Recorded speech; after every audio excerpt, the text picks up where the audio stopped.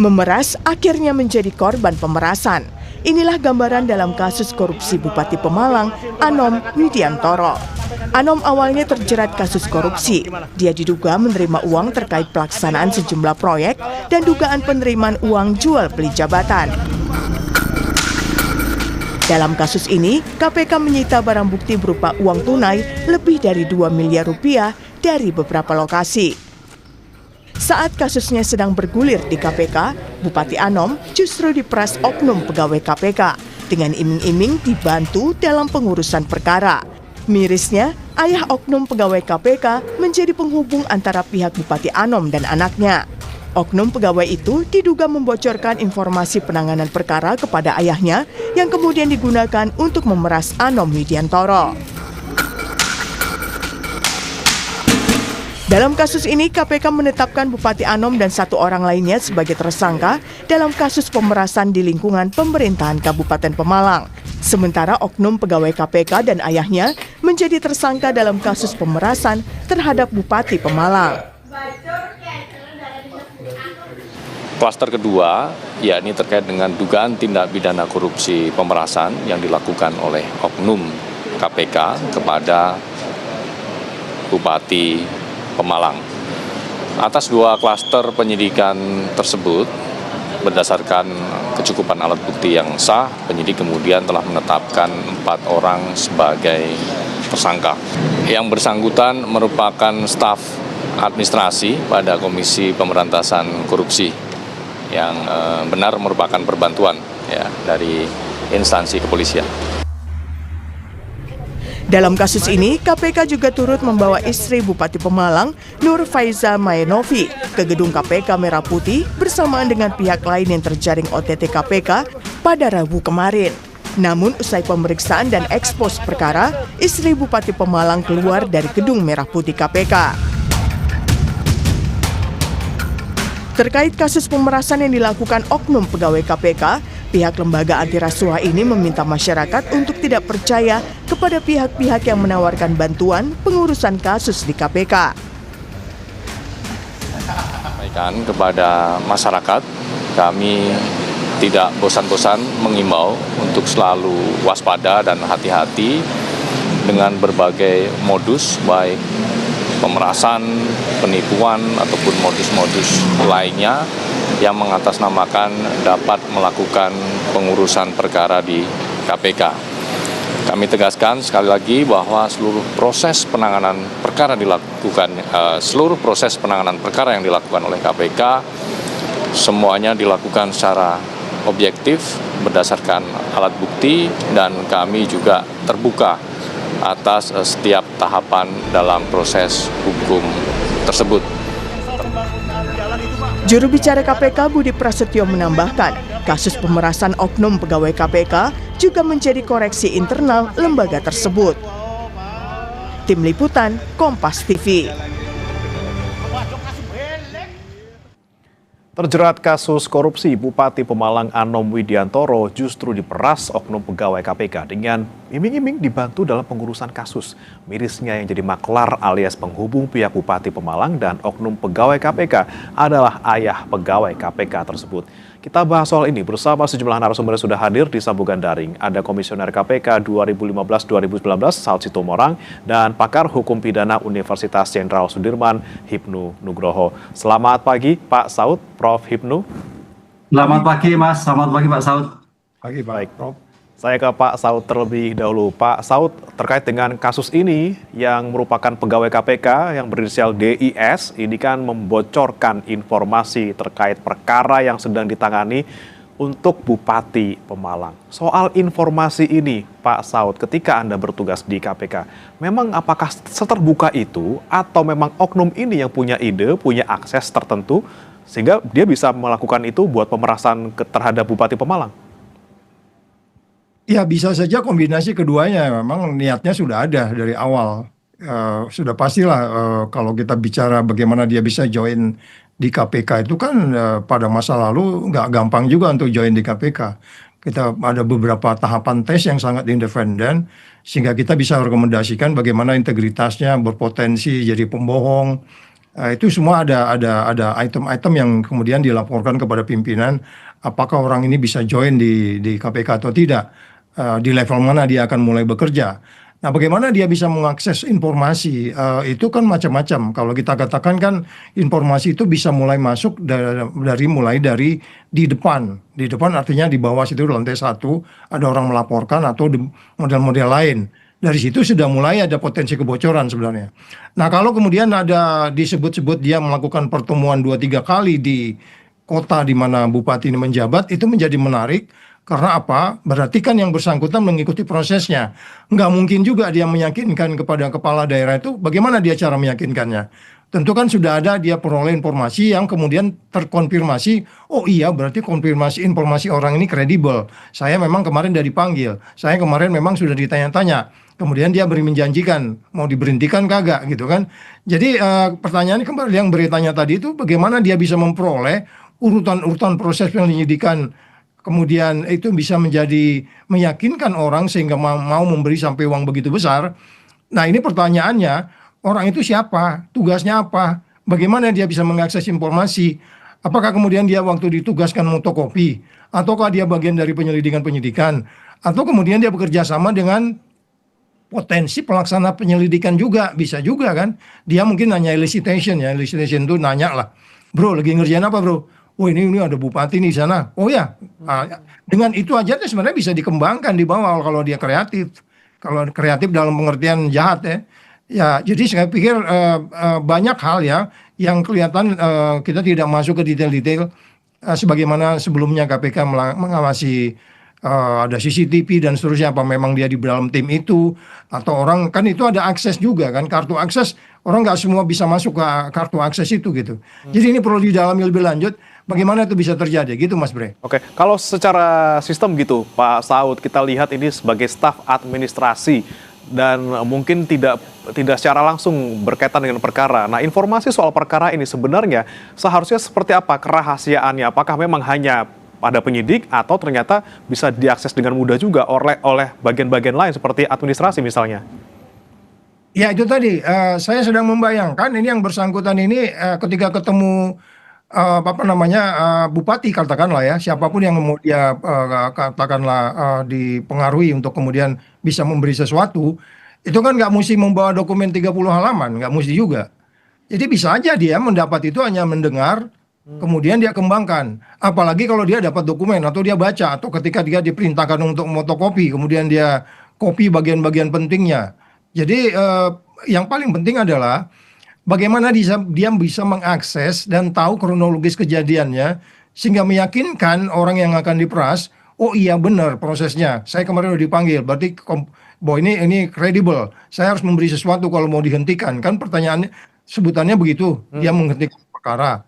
Jadi pada bagian lain memang kita harus bertanya bagaimana dia mengakses itu. Di KPK tidak gampang juga kemudian kita mendapatkan keterangan-keterangan. Tetapi kemudian ketika ada perilaku transaksional, pertemanan dan seterusnya, bisa saja informasi itu mengalir dengan cepat. Walaupun Pak Saud, belum tentu orang ini, DIS ini juga bisa melakukan sesuatu terhadap perkara itu. Dia cuma tahu-tahu sedikit aja untuk kemudian memeras Bupati Pemalang. Jadi at the end dia hanya punya informasi tapi tidak bisa apa-apa sebenarnya untuk membantu Bupati Anom. Oh iya, itu makanya tadi juru bicara bilang kan kemarin tuh hati-hati dengan janji-janji seperti itu, jangan percaya. Tapi kan orang di bawah itu kalau udah kemudian dia yakin bahwa terjadi peristiwa pidana, pasti dia pasrah bongkoan dia. Karena dia yakin memang peristiwa pidana itu sudah terjadi. Jadi kemudian hanya mengatakan, jangankan umpamanya orang pegawai KPK, orang luar saja ketemu bupati, Pak, Bapak hati-hati loh, Bapak lagi diikutin. Itu aja itu bisa membuat sang bupati menjadi pasrah sepasrah-pasrahnya. Apalagi kalau dia mengatakan, menunjukkan ID, ini benar Pak, saya lagi di KPK. Itu sudah nggak mesti harus masuk di tim penyelidikan, nggak mesti di timnya katakanlah yang sedang mengembangkan kasus itu. Siapa aja punya potensi. Kan di masa lalu kan di pegawai penjara itu kan satpamnya juga, security-nya juga kan. Jadi semua lapisan yang ada di KPK punya potensi untuk kemudian melakukan hal yang sama gitu Mas Bre. Oke, kepanikan bisa ditimbulkan, kemudian ini yang kemudian dimanfaatkan untuk memeras Bupati Pemalang seperti itu. Saya ke Prof. Hipnu, kalau Anda melihat konstruksi perkara ini, Prof. Hipnu, ada ayah yang merupakan bukan orang KPK gitu ya, orang tua dari pegawai KPK, ini menjadi penghubung, kemudian anaknya ini memberikan informasi kepada ayahnya untuk kemudian bisa dijadikan bahan untuk memeras. Bagaimana jerat pidana yang bisa menjerat keduanya antara ayah dan anak ini, dan bagaimana juga nanti bisa didalami soal siapa saja yang bisa terlibat di dalam KPK, misalnya DIS ini juga menggali informasi dari orang-orang tertentu, apakah juga bisa nanti diseret pidana? Ya, kalau kita melihat suatu konstruksi kasusnya itu adalah pemerasan. Pemerasan itu ada dua kategori yang diatur dalam KUHP pasal 482 itu orang umum.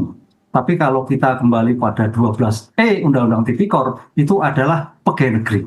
Jadi sekarang ini masuk kualifikasi klaster pegawai negeri, karena itu seorang oknum polisi. Kan gitu kan. Nah sekarang pertanyaannya, bagaimana itu pemerasan terjadi? Kalau itu kita melihat kayaknya ada suatu penyertaan antara bapak dan anak bersama-sama untuk melakukan pemerasan. Apa itu pemerasan? Tindakan dengan sengaja memaksa orang untuk melakukan suatu perbuatan sesuai kehendaknya, melakukan sesuatu, memberikan sesuatu, atau menghapuskan piutang. Nah, di sini saya kira sudah terang benderang masuk kualifikasi itu terhadap oknum polisi, termasuk kaitannya orang tua. Itu bagian dari penyertaan untuk memeras bupati, kan gitu kan.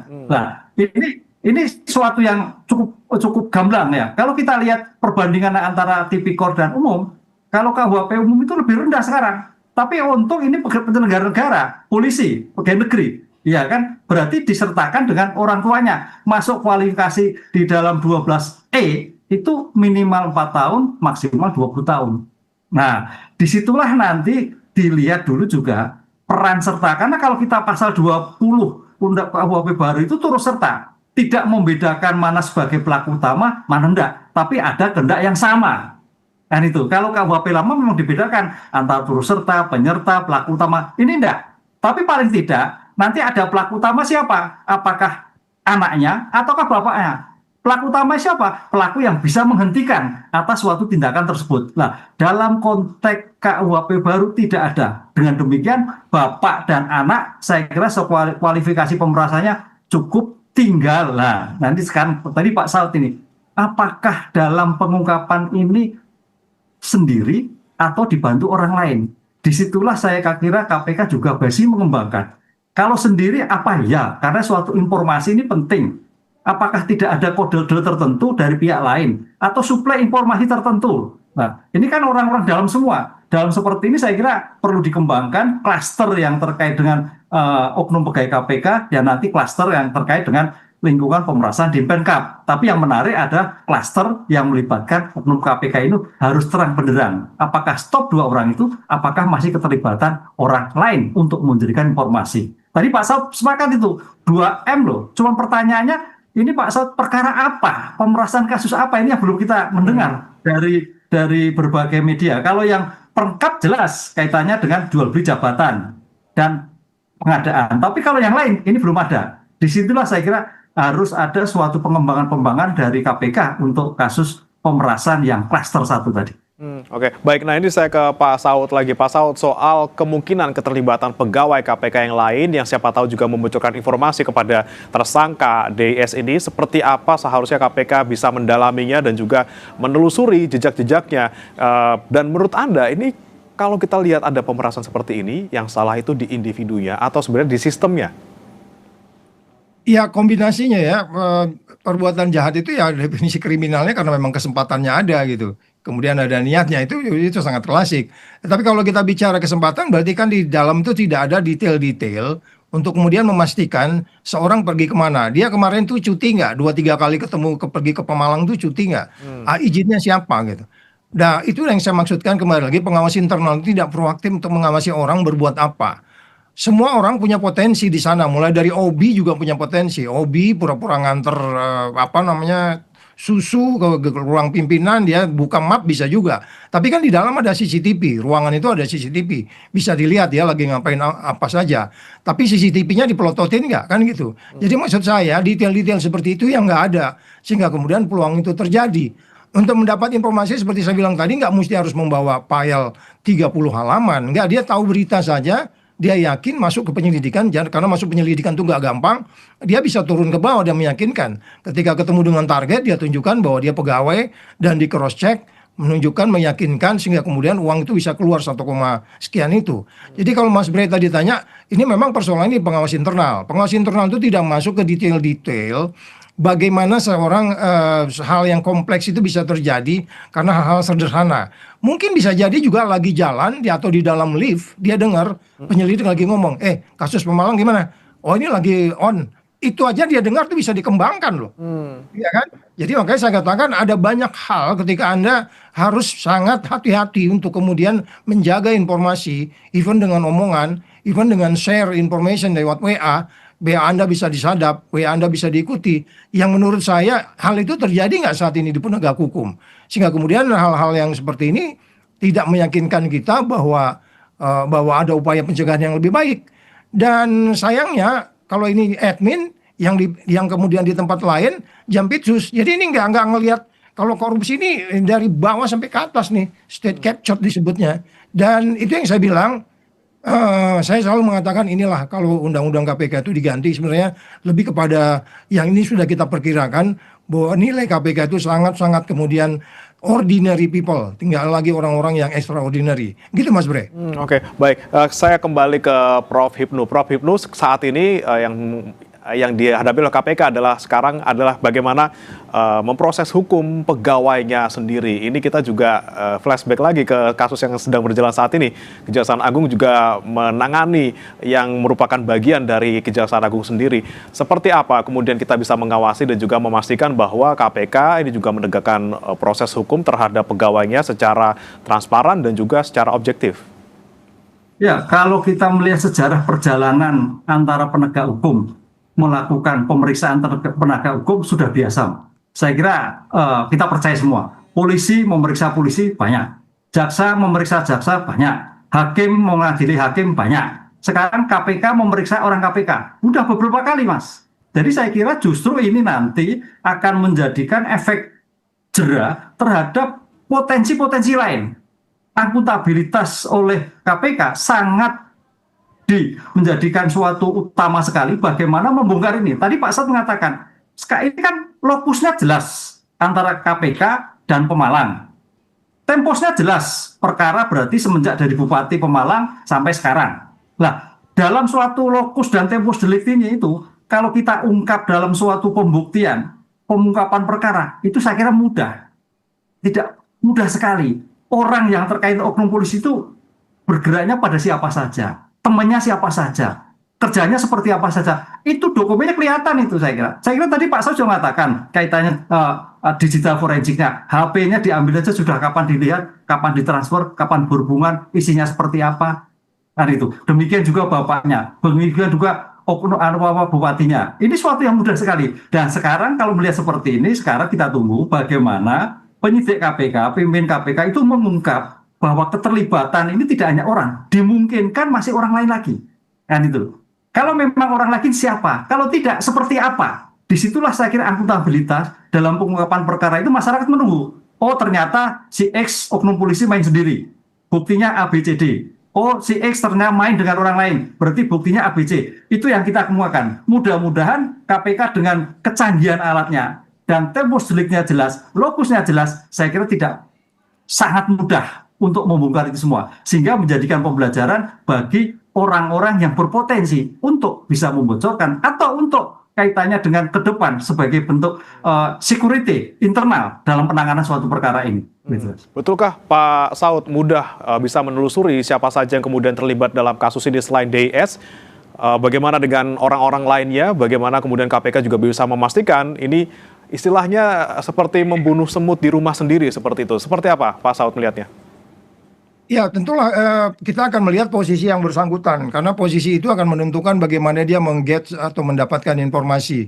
Walaupun saya bilang nggak menutup kemungkinan kebetulan dia di lift juga penyelidik jadi ngomong juga bisa dikembangkan sama dia, ya kan? Karena informasi di sana itu kalau penyelidikan itu credible karena itu udah lewat pengesahan di pimpinan dan sudah lihat lewat klarifikasi, double check, cross check dan seterusnya sehingga dia yakin. Tapi kalau kita katakan dia bagian dari tim atau ada intersection atau kaitan dengan tim yang sedang melakukan penyelidikan itu menjadi lebih gampang dikembangkannya. Ya, sehingga kemudian kok orang bisa yakin dengan gampang bisa menyerahkan hampir mendekati 2M. Jadi sekali lagi pertanyaannya adalah bagaimana sebenarnya kita menjaga ya di bahasa lalu itu yang disebutnya body system, seseorang itu mengontrol orang lain. Jadi kita tetap akan curiga kepada teamwork kita bahwa kebocoran bisa jadi lewat saya, bisa jadi lewat orang lain, bisa jadi juga lewat email, bisa jadi lewat segala macam sehingga itu dimanfaatkan. Nah, pertanyaannya adalah kemudian bagaimana sistem ini bisa diyakinkan bahwa tidak ada kebocoran informasi yang memungkinkan orang bisa memanfaatkan itu. Kalau memang nanti kita lihat apakah dia pasif atau apa dia aktif, itu kan bisa dilihat nanti dan di situ akan menjadi pemberatan. Tapi lepas dari aktif pasifnya seperti yang disampaikan Prof tadi, bahwa sebenarnya yang paling utama itu kan meyakinkan bahwa tidak ada informasi yang mengalir keluar di luar dari seseorang. Karena kalau sudah begini kita juga susah memastikannya kebocoran itu dari mana sebenarnya. Apakah kebocoran dari email? Apakah kebocoran itu karena komunikasi atau faktor kedekatan? Karena kemudian sama-sama dari kesatuan yang sama saling meyakinkan. Dia hanya dielisitasi ngajak ngobrol. Lo lagi dengan apa bro? Oh gue lagi di Malang nih, kacau nih bupatinya bla bla bla bla bla bla. Dengan ngomong gitu aja sebenarnya itu bisa dikembangkan. Jadi maksud saya, apalagi kalau umpamanya dia sedetail mungkin menguasai potongan-potongan informasi proses penyelidikan itu. Bagaimana kita bisa meyakinkan bahwa kemudian setiap orang di KPK itu menjaga integritasnya, itu problemnya. Problemnya menjadi rusak kan ketika KPK menjadi bagian dari pegawai negeri. Rekrutmen aja nggak gampang. Bagaimana orang ini direkrutmen? Kita juga tanya. Pada periode yang lalu, rekrutmen itu ditentukan oleh pihak dari luar. KPK hanya mendengar rekomendasi dari pihak luar yang sangat independen menentukan orang ini berbakat. Orang ini punya kelemahan, orang ini punya potensi, tapi harus dibenahi ininya. Kemudian pimpinan memutuskan untuk kemudian dia join ke KPK. Oh, orang ini memang extraordinary people, EQ-nya di atas rata-rata dan seterusnya. Tapi integritasnya lemah, misalnya gitu. Oke. Jadi ini yang kemudian saya nggak ngerti di dalam seperti apa sekarang, Mas Bre. Oke, Pak Saud, tapi kalau Anda melihat yang sekarang ini terjadi, ini kan terbongkar, akhirnya ada seorang yang melakukan hal seperti itu.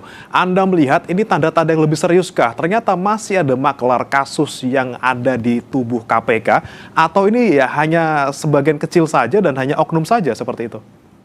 Oh, ini gambaran ini hanya puncak gunung es. Di bawah itu berarti saya sudah membayangkan tuh sangat crowded tuh. Jadi kalau Mas Bre bilang KPK harus menangkap big fish, ya triliunan, bagaimana Anda bisa menangkap big fish kalau jaring Anda bolong-bolong? Itu impossible, itu nonsense. Itu makanya saya bilang benahi dulu sistemnya. Saya berulang-ulang di banyak tempat mengatakan, please, Mr. Presiden, kalau Anda mau pertumbuhan lebih bagus, kembalikan itu undang-undang KPK. Segera bentuk perpu saja daripada nunggu DPR sangat lama supaya dia seindependen mungkin. Jadi orang datang ke KPK itu antara dirinya, di belakangnya ada masyarakat, di atasnya ada Tuhan. Bukan kemudian seperti sekarang politicking-nya, state capture corruption-nya jalan terus dan ini agak sulit karena memang dari awal nilai integritas egalitarian itu sudah dirusak Mas dengan undang-undang baru itu. Jadi rekrutmennya juga nggak seperti yang kita pasti lakukan dulu. Ini yang mungkin persoalan berat kita, gitu Mas Bre. Oke, baik. Saya kembali ke Prof. Hipnu. Prof. Hipnu, jika kita melihat kasus yang sedang bergulir sekarang banyak gitu ya, KPK sekarang yang soal ada pegawainya sendiri yang masih berjalan juga Kejaksaan Agung, ex-Jampisus terlibat dalam dugaan TPPU. Anda melihat bagaimana kepercayaan publik sekarang dengan adanya istilahnya main sendirilah, istilahnya penegak hukum yang bermain dalam tanda kutip dalam proses hukum itu sendiri. Seperti apa kita menjaga kepercayaan publik terhadap penegak hukum saat ini? Ya, ini saya kira suatu tindakan yang sangat kita sesalkan ya. Karena kalau kita lihat sebagai bentuk astacita Presiden Prabowo, astacita ke-7 itu kan pemberantasan tindak pidana korupsi. Nah, perkembangan yang sampai sekarang ini, korupsi itu kayaknya tiap hari beritanya berita korupsi terus Mas. Dari tataran tingkat tinggi sampai pada tingkatan bawah. Ini suatu keadaan darurat. Suatu betul-betul darurat. Sehingga kalau kita kemarin baca media sampai tokoh ulama, tokoh agama merekomendasikan sampai pidana mati, itu geramnya situasi sekarang ini. Sekarang pertanyaannya kalau orang umum sudah dalam tanda petik kita biasa melihatnya, tapi sekarang merambah kepada penegak hukum. Apakah itu kepolisian, apakah itu kejaksaan, kembangkan KPK, kemudian pengadilan juga sama. Ini suatu yang sangat kita khawatirkan. Oleh karena itu dalam konteks seperti ini saya kira Presiden Prabowo harus mengambil alih ataupun mengambil tindakan tegas. Apa yang dilakukan? Kan itulah. Kalau dulu misalkan ada tingkatan nih, ada istilah hukum namanya solus supreme lex exto, bahwa keamanan rakyat, kesejahteraan rakyat, hukum yang tertinggi. Ini kan duit kan kemana-mana terus. Rakyat terhilakan. Itu bisa mengambil alih. Apakah tadi Pak Raut mengatakan sebagai bentuk perpres atau dekret? Nah, itu yang terjadi karena sekarang ini kalau kita melihat penegakan hukum, apakah itu yang dilakukan oleh orang biasa maupun penegak hukum, apakah birokrat, hukumannya biasa-biasa saja. Coba mari kita lihat yang di mana di Rio itu 2 tahun, kemudian kemarin Jakarta 4 tahun. Jadi tidak seperti yang kita bayangkan dalam pengungkapan besar sebagai efek jera. Padahal efek jera itu sebagai bentuk pencegahan dalam suatu tindak pidana korupsi, kan gitu. Karena pencegahan sekarang ternyata tidak connect, Pak Saud, pencegahan sekarang tidak connect dengan penindakan. Kalau kita konsisten penindakan, misalkan Jawa Tengah itu ada 5 bupati yang kena, MCP-nya, monitoring central preventive, itu tinggi semua loh. Tinggi semua. Pertanyaannya, kenapa kena OTT? Harusnya kan tidak. Karena tingkat pencegahan sudah tinggi, zero. Nah, ini yang saya kira jadi masalah. Semua jadi masalah, Mas. Penegak hukum jadi masalah, pencegahan masalah, penindakan juga bermasalah karena ringan. Sehingga tidak ada yang ditakutkan dalam penanganan seperti ini. Kalau penegak hukumnya bermain-main seperti itu, Pak, berarti hukumannya lebih berat atau seperti apa seharusnya? Ya, kalau sekarang dalam hal penanganan penegak hukum itu kan, kalau kita lihat sekarang kan penjaga penegak hukum itu kan sebagai bentuk cermin penegakan hukum. Sehingga kalau dia makan pagar tanaman, harus hukumnya lebih berat. Inilah saya kira juga kementerian ataupun legislatif menyatukan ketika seorang penegak hukum melakukan tindakan hukum atas tindakan harus hukumannya maksimal. Kalau perlu tambah 1/3. Nah, ini nggak ada pengecualian seperti itu. Oke, hukuman lebih berat ya seharusnya sebagai pagar yang menjaga tanaman. Iya, harusnya lebih berat. Oke, baik. Terakhir saya ke Pak Saud singkat saja. Tadi ada sempat singgung soal membenahi sistem, kemudian soal rekrutmen gitu ya. Bagaimana kemudian memastikan Pak Saud bahwa puncak gunung es ini terungkap semuanya sampai ke bawah dan jangan sampai terjadi lagi ada dalam tanda kutip maklar kasus lagi? Ya, agak sulit ya, karena di masa lalu kalau ada problem internal, itu ada 9 orang dari luar diundang join ke dalam KPK. Saya salah ngomong di TV itu diperiksa oleh 9 orang dari luar KPK tuh. Nah sekarang bagaimana tim independen ini bisa disebut yakin bahwa Anda nggak jeruk makan jeruk gitu ya kan? Karena itu berpotensi juga gitu. Karena dia diperiksa oleh orang internal sendiri. Di mana saja itu punya potensi. Tidak hanya di KPK, di kepolisian, dan di kejaksaan. Potensi itu pasti ada, karena orang cenderung tidak mengungkap, malulah mengungkap aib sendiri dan seterusnya. Tapi kemarin kita bangga karena sudah KPK menjelaskan, mengaku dengan jelas bahwa persoalannya adalah di dalam. Tapi kemudian ini bisa lebih yakin seperti apa? Itu yang saya bilang, kalau kita mengembalikan undang-undang ini, undang-undang KPK ini, di situ dipertegas. Ada yang tidak ada lagi bagaimana Dewan Pengawas tidak proaktif untuk mengawasi pegawainya. Karena ada unsur dari luar yang diaktifkan dalam tim yang disebutnya tim komisi etik itu melibatkan orang luar, itu menjadi lebih tertantang untuk diselesaikan. Itu terdiri dari orang-orang yang integritasnya dijamin ketika itu. Nah itu yang mungkin kita jadi hopeless, kita menjadi putus harapan, karena kelihatannya perubahannya itu yang dirusak itu adalah nilainya. Nilai yang di KPK itu yang dirusak, sehingga kemudian kalau dia ubah menjadi pegawai negeri pun menjadi lebih sulit kita mengatakan dia lebih berintegritas, karena sistemnya itu rekrutmennya sudah beda. Kalau dulu rekrutmen memang seperti saya bilang di depan itu dari luar, itu sangat independen, dia tim psikotes yang memang profesional di dalam rekrutmen orang-orang penting gitu ya, artinya itu menjadi kredibel. Jadi itu mungkin persoalan utama kita. Tetap persoalannya adalah bagaimana ketika Anda bicara manajemen, Anda bicara organisasi, Anda bicara behavior, perilaku. Perilaku ini sering kita lupakan karena kita selalu fokus pada masalah formil dan materialnya. Kita lupa bahwa kita perlu orang-orang yang jantungnya itu 3, otaknya itu 10 gitu, keberaniannya itu 100, atau keintegritasnya jadi 1000. Ini kan kebalikan sekarang. Kita nggak tahu juga bagaimana orang itu bisa join Ya. yang kemudian integritasnya kok nggak bisa didetek gitu. Biasanya bisa didetek gitu. Jadi kemudian kita tahu untuk orang-orang tertentu tidak ditempatkan di sini, atau ditempatkan di sini, oh dia nggak cocok, kita nggak terima dan seterusnya. Itu persoalan dari hulu ke hilirnya udah problem, Mas. Oke. Ini yang mungkin agak sulit buat kita. Oke, jika kita belum bisa memperbaiki hulunya, paling tidak kita harapkan semoga tidak hanya 4 tersangka ini, paling tidak nanti bisa dikembangkan, mungkin ada keterlibatan oknum lain di KPK, dan juga tidak hanya perkara pemerasan ini, tapi juga perkara pokoknya ini soal suap dan proyek ini juga harus didalami juga oleh Bupati Pemalang, tidak hanya untuk kasus yang 2 ini terakhir. Terima kasih Pak Saud Situmorang, Komisioner KPK 2015-2019, dan juga Prof. Hipnu Nugroho, pakar hukum pidana Unsud, sudah bergabung di Sapa Indonesia Pagi. Selamat pagi Pak Saud, Prof. Hipnu. Pagi Pak Saud, Pak Sirman turun. Ya, Prof. Salam.